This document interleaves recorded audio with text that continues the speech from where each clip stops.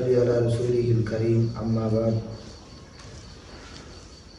آیت ماد تراویح کے اندر 7ویں پارے کی تلاوت کی ہے۔ وَإِذَا سَمِعُوا مَا أُنزِلَ إِلَى الرَّسُولِ۔ چھٹے پارے کے آخر میں ہم نے یہ بات سنی ہے کہ یہودی اور عیسائی دونوں مسلمانوں کے ساتھ نفرت کرتے ہیں، لیکن یہودیوں کی نفرت زیادہ ہے اور عیسائیوں کی نفرت کم ہے۔ اور 7ویں پارے کے شروع میں اللہ رب العالمین نے عیسائیوں کے ایسے گروہ کا تذکرہ کیا ہے کہ جنہوں نے قرآن کریم کی تلاوت سن کے ان کی آنکھوں سے آنسو جاری ہو گئے۔ یہ نجاشی کے دربار کا واقعہ ہے۔ تو جب ان کے سامنے قرآن کریم کی تلاوت کی گئی تو سورہ مریم کی تلاوت کی گئی تو انہوں نے قرآن کریم کی حقانیت انہیں اس انداز سے سمجھ آئی کہ نجاشی بادشاہ کی آنکھوں سے آنسو جاری ہو گئے۔ تو نجاشی عیسائی تھا، تو عیسائیوں کے دلوں میں مسلمانوں کے لیے یہودیوں سے تھوڑی سی نرمی ہے۔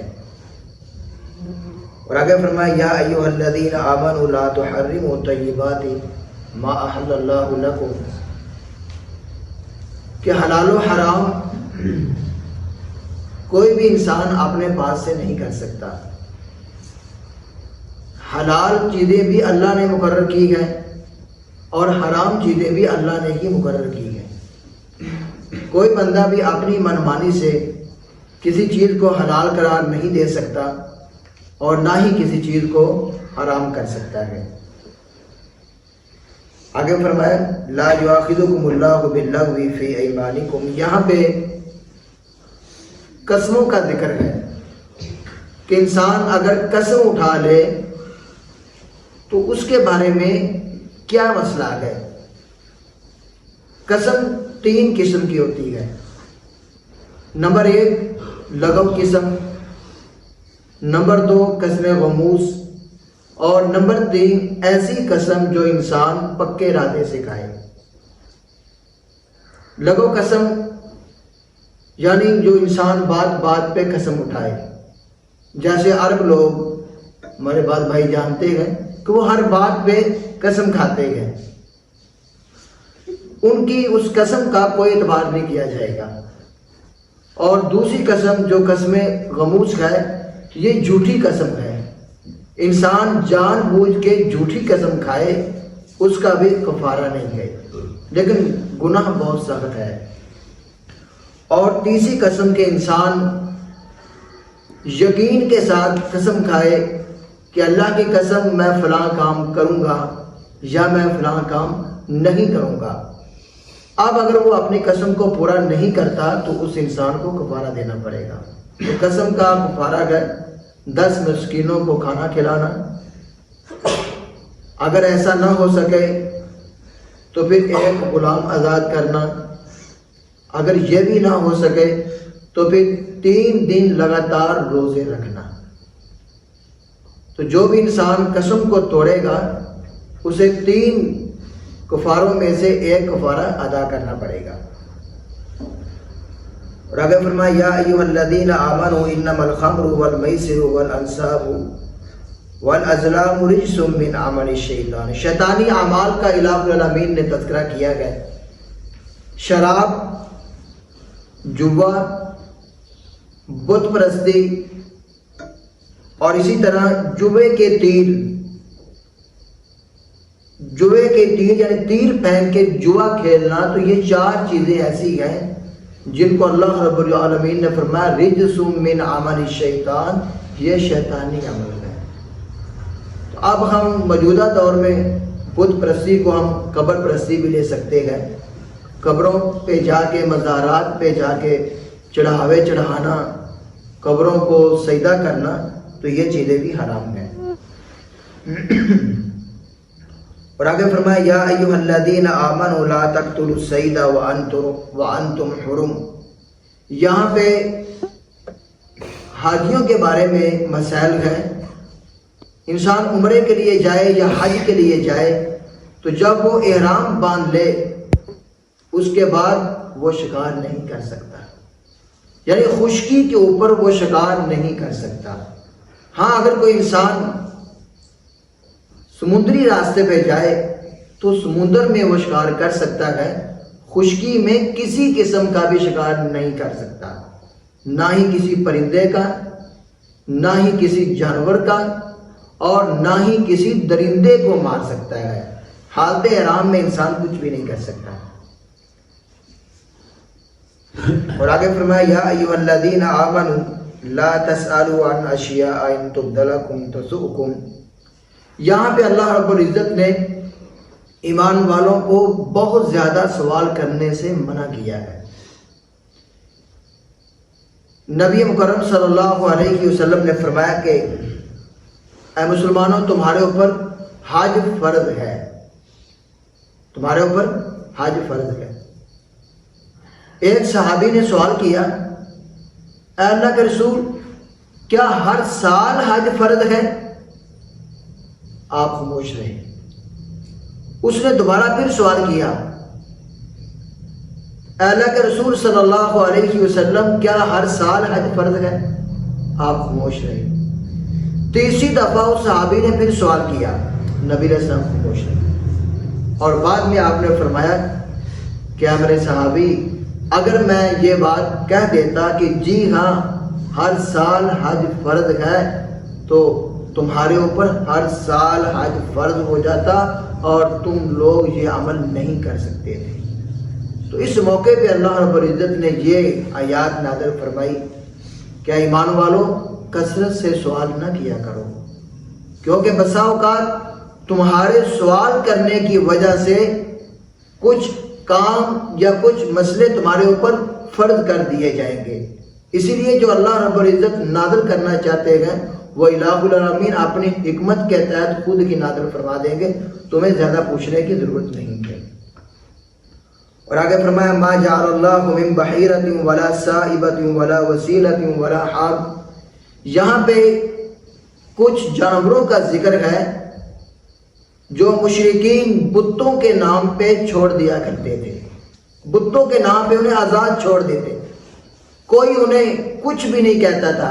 جیسے ہمارے پاکستان میں درباروں کے نام پہ گائے وغیرہ وقف ہوتی ہے اور اونٹ بھی، بابوں کے اونٹ بھی پھر رہے ہوتے ہیں، تو ایسے ہی زمانہ جاہلیت میں بتوں کے نام پہ جانور چھوڑ دیتے تھے، اور ان میں سے پہلا جانور تھا، اس کا نام بحیرہ تھا۔ بحیرہ اونٹنی کے کان چیر دیتے اور کان چیرنے کے بعد اس اونٹنی کو آزاد چھوڑ دیتے۔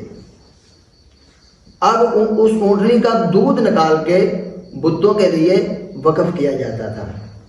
اور اسی طرح سائبہ ایسا جانور تھا جسے مکمل بتوں کے نام پہ چھوڑ دیا جاتا، اس کا گوشت بھی بتوں کے لیے وقف تھا، اس کا دودھ بھی، اس کی ہر چیز بتوں کے لیے وقف تھی۔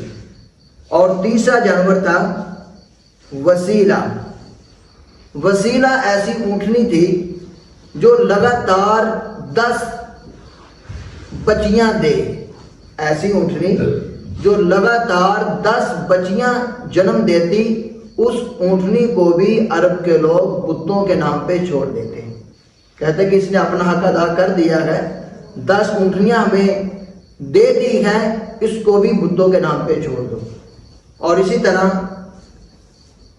ہاما بھی ایک جانور تھا جس کو وہ لوگ بتوں کے نام پہ چھوڑ دیا کرتے تھے۔ ہاما وہ اونٹ تھا جو انہوں نے سانڈ مقرر کیا ہوتا تھا، یعنی جفتی لگانے کے لیے، اونٹنیوں کو جفتی لگانے کے لیے اونٹ مقرر کیا ہوتا، اور اس اونٹ کی حد ہوتی کہ یہ اونٹ جب 20 اونٹنیوں کو جفتی لگائے گا، یعنی 20 اونٹنیاں اس سے حاملہ ہو جائیں یا 30 ہو جائیں، جو بھی انہوں نے اپنے لیے تعداد مقرر کی تھی، اس کے بعد اس اونٹ کو بھی بتوں کے نام پہ وقف کر دیتے۔ تو یہاں بھی اللہ رب العزت نے فرمایا کہ لوگوں، بتوں کے نام پہ چیزوں کو کیوں چھوڑتے ہو؟ اگر تم نے کوئی جانور چھوڑنا ہے تو وہ اللہ کے نام پہ چھوڑو، بتوں کے نام پہ نہ چھوڑو۔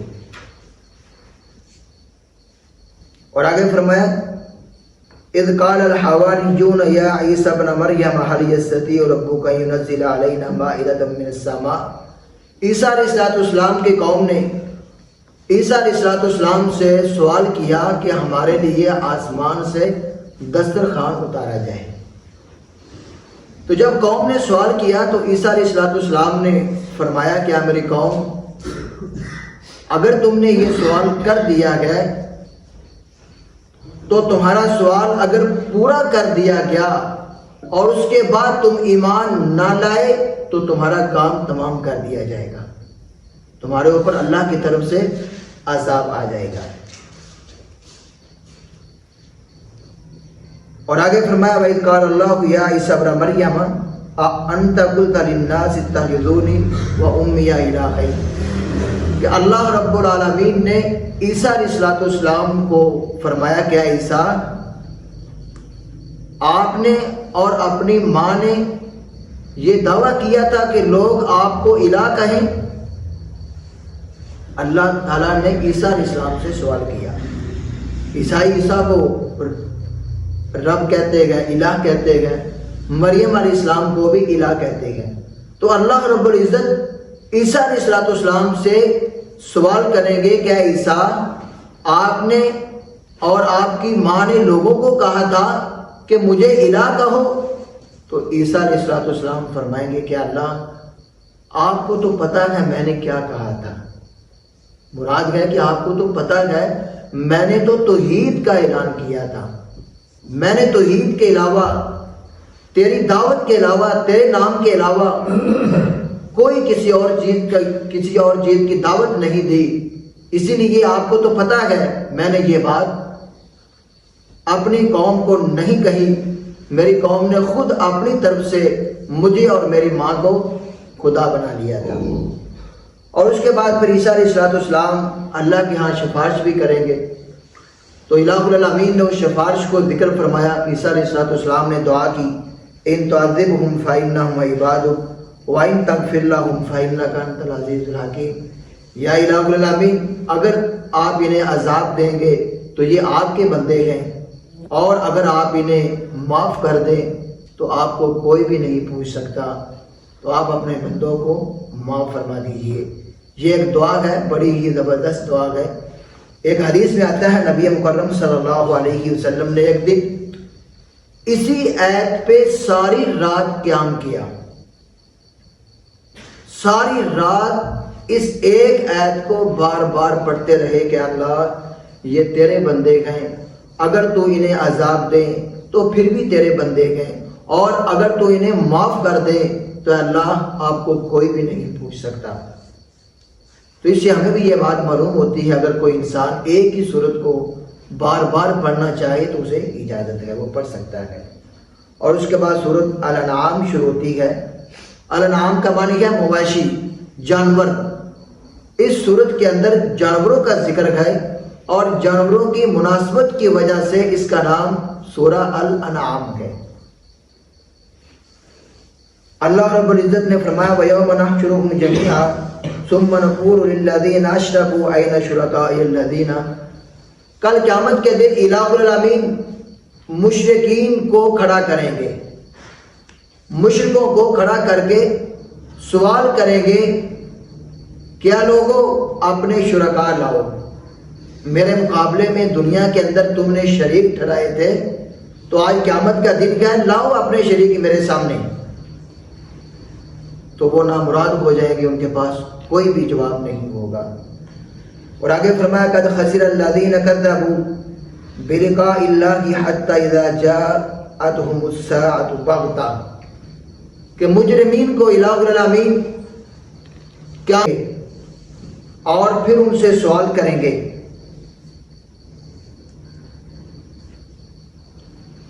قالوا یا حسرتنا علی ما فرطنا، پھر مجرم لوگ جو کچھ انہوں نے دنیا کے اوپر جرم کیے گئے اس کے اوپر افسوس کریں گے کہ کاش کہ ہم دنیا کے اوپر اللہ کے ساتھ شریک نہ ٹھہراتے، اللہ کے ساتھ کفر نہ کرتے، تو آج یہ سخت دن ہمیں نہ دیکھنا پڑتا۔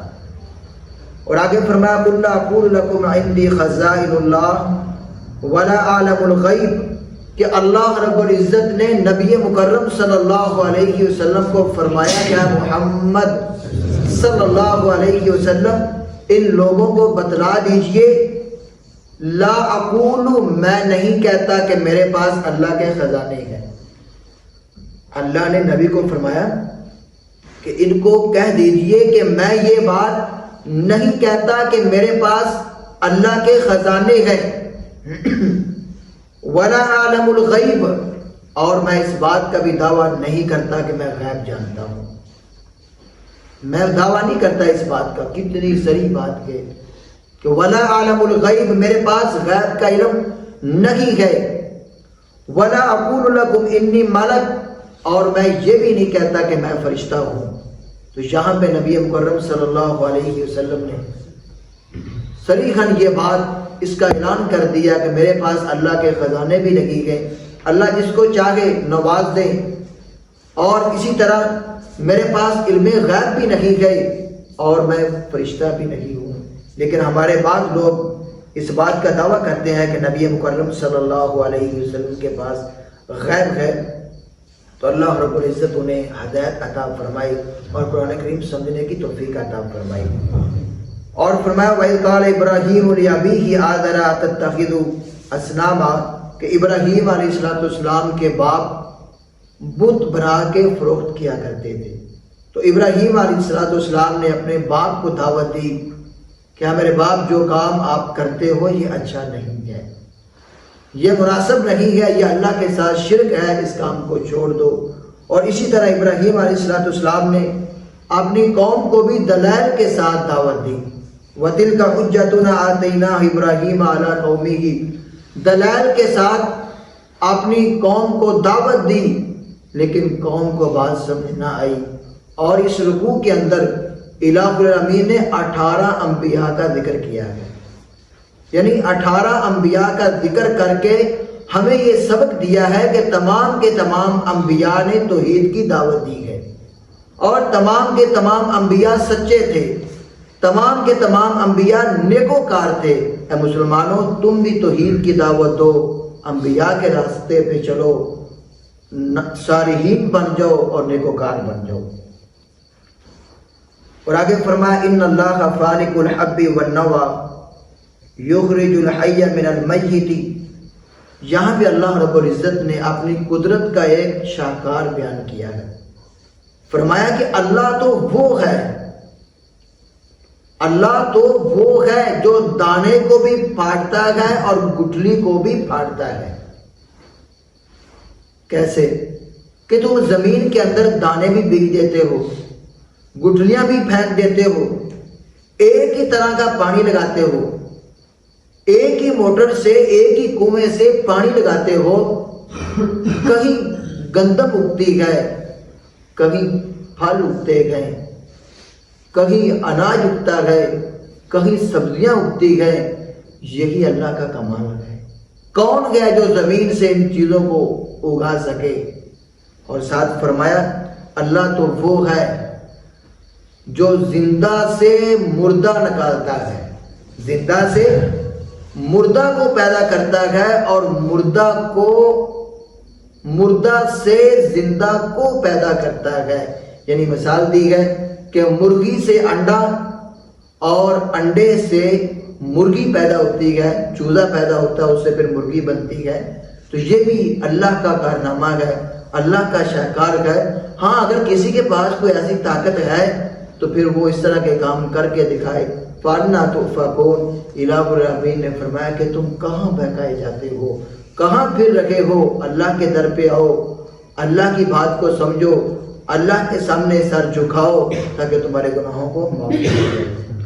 اور آخر میں فرمایا وَلَا تَسُبُّوا الَّذِينَ يَدْعُونَ مِن دُونِ اللَّهِ، کیا لوگو غیر اللہ کو، بتوں کو، یا کوئی بھی ایسی چیز جس کی لوگ پوجا کرتے ہیں ان کو گالی مت دو، بتوں کو گالی مت دو، جس کسی چیز کی پوجا کی جا رہی ہے اس کو گالی مت دو۔ کیوں؟ کہ تم اس غلط چیز کو، جھوٹے معبود کو گالی دو گے وہ عداوت میں آ کے بغض میں آ کے تمہارے سچے اللہ کو گالی دیں گے۔ تو اسی لیے ہمیں کسی بھی بزرگ جس کی لوگ پوجا کرتے ہیں اس کے دربار پہ جاتے گئے ہمیں کوئی بھی برے الفاظ نہیں کہنے چاہیے۔ اور یہاں سے ایک اور بات بھی سمجھ آتی ہے کہ بسا اوقات ایک کام جائز ہے، ایک کام جائز ہے، لیکن اس کے کرنے کی وجہ سے، اس جائز کام کرنے کی وجہ سے انتشار پھیلتا ہے، فساد پھیلتا ہے۔ تو ہمیں یہ دعوت ہے اور اس آیت سے یہ بات سمجھ آتی ہے تم انتشار کو چھوڑ دو، انتشار سے بچنے کے لیے اس مباح کام کو چھوڑ سکتے ہو۔ اللہ تعالیٰ عمل کی توفیق عطا فرمائے۔ وأقول قولي هذا استغفر الله لي ولكم ولسائر المسلمين والحمد لله رب العالمين۔